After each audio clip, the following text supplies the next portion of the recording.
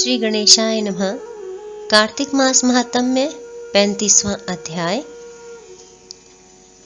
अनुपम कथा कार्तिक होती है संपन्न, इसको पढ़ने से श्री हरि होते हैं प्रसन्न। कार्तिक मास महात्म्य का ये अंतिम अध्याय है। इतनी कथा सुनकर सभी ऋषि सूत जी से बोले, हे सूत जी, अब आप हमें तुलसी विवाह की विधि बताइए। सूत जी बोले, कार्तिक शुक्ल नवमी को द्वापर युग का आरंभ हुआ है। अतः यह तिथि दान और उपवास में क्रमशः पूर्वाहन व्यापिनी तथा पराहन व्यापिनी हो तो ग्राह्य है। इस तिथि को नवमी से एकादशी तक मनुष्य शास्त्रोक्त विधि से तुलसी के विवाह का उत्सव करें तो उसे कन्यादान का फल प्राप्त होता है।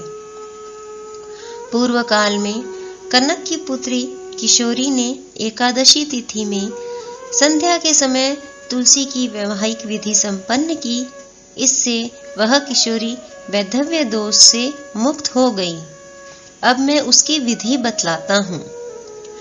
1 तोला स्वर्ण की भगवान विष्णु की सुंदर प्रतिमा तैयार करवाएं अथवा अपनी शक्ति के अनुसार आधे या चौथाई तोले की ही प्रतिमा बनवा लें।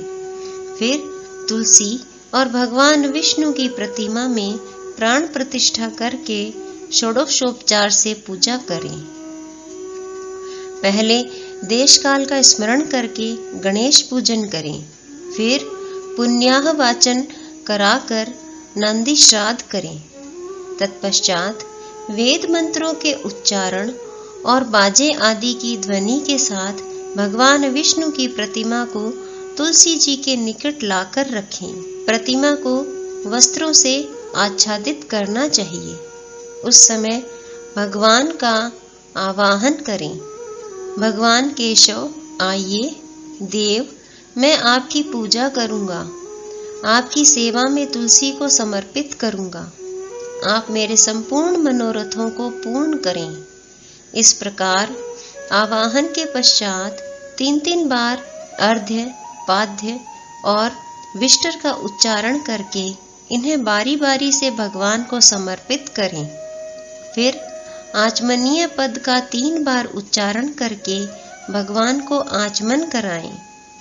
इसके बाद कांसे के बर्तन में दही, घी और मधु रखकर उसे कांसे के पात्र से ही ढक दें तथा भगवान को अर्पण करते हुए इस प्रकार कहें, वासुदेव आपको नमस्कार है, यह मधु पर्क ग्रहण कीजिए।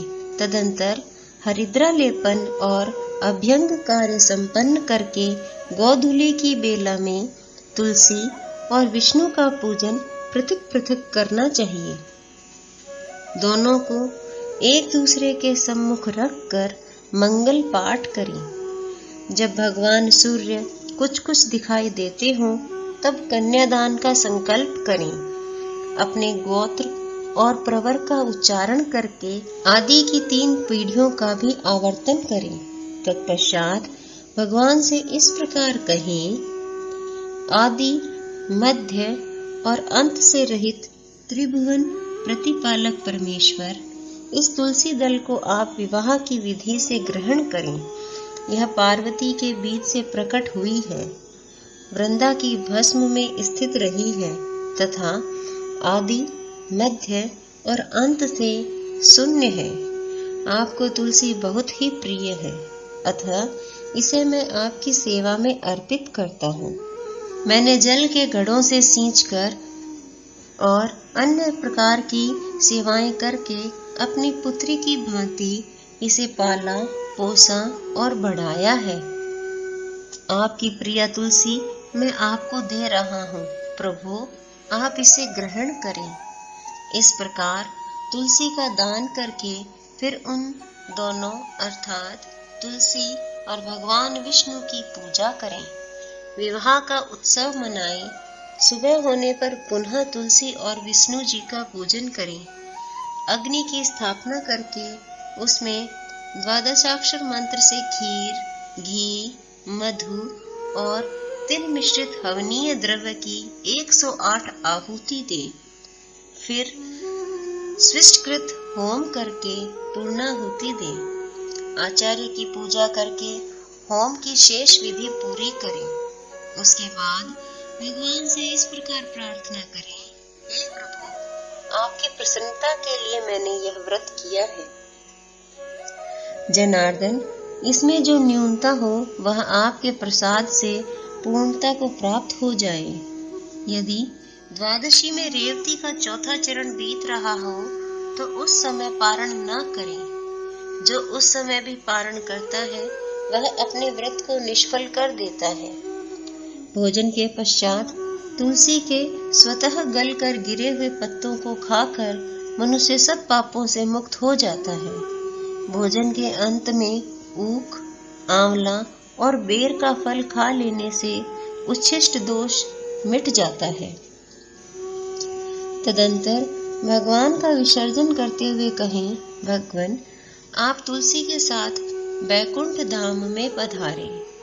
प्रभु, मेरे द्वारा की हुई पूजा ग्रहण करके आप सदैव संतुष्टि करें। इस प्रकार देवेश्वर विष्णु का विसर्जन करके मूर्ति आदि सब सामग्री आचार्य को अर्पण करें। इससे मनुष्य कृतार्थ हो जाता है।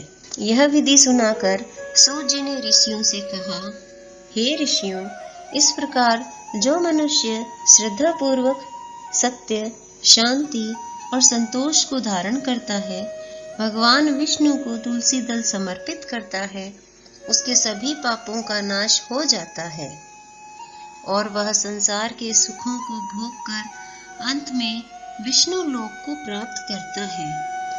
हे ऋषिवरों, यह कार्तिक महात्म्य सब रोगों और संपूर्ण पापों का नाश करने वाला है। जो मनुष्य इस महात्म्य को भक्ति पूर्वक पढ़ता है और जो सुनकर धारण करता है, वह सब पापों से मुक्त हो भगवान विष्णु के लोक में जाता है। जिसकी बुद्धि खोटी हो तथा जो श्रद्धा से हीन हो, ऐसे किसी भी मनुष्य को यह महात्म्य नहीं सुनना चाहिए।